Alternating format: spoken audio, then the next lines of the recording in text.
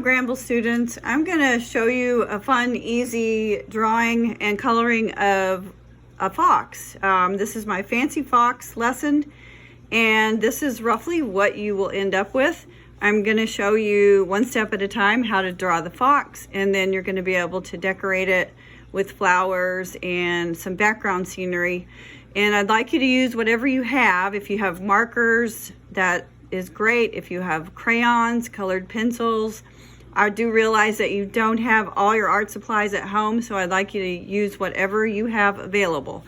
And attached with the lesson, I have this sheet, which is a step-by-step guide in drawing the fox, and also some ideas for some flowers and foliage that you can use to decorate your drawing. So to get started, I'll just put this one here to the side so you can kind of, actually I just will show you with the paper. What I want you to do first is take your paper and fold it, just fold it in half this way and then fold it in half the other way. That means that your paper is now in 4 equal parts, and that's going to help you make it big and kind of fill up the page better, because I noticed that a lot of you tend to just draw things really small. So if you have your paper folded and it's in 4 parts, now I'd like you to make a dot, and this is in the upper left corner of your sheet, and an arc like this. This is going to be the top of the fox's head, and I'm going step by step according to this sheet, and I hope you are able to print this so you can look at it too. Now the next step is to draw some lines going down. That's sort of roughly where his cheeks are.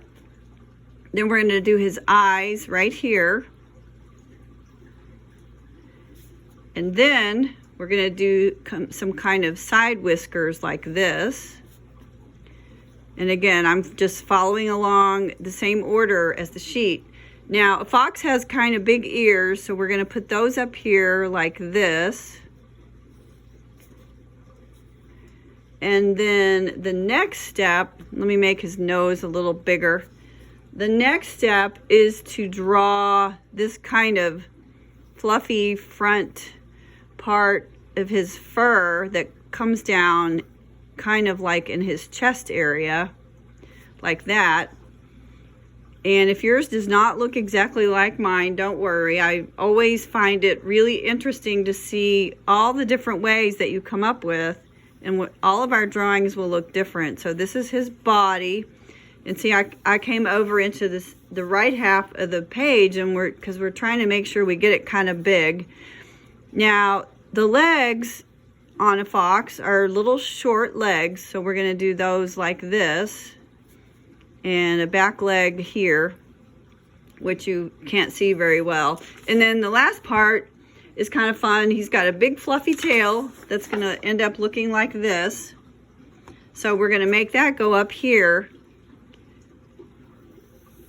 and then come back down like this, and then draw kind of, I guess you could call it kind of fringe.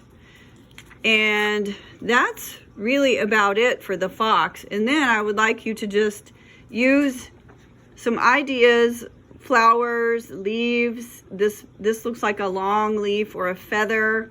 And sometimes you don't need to worry about getting a flower exactly right.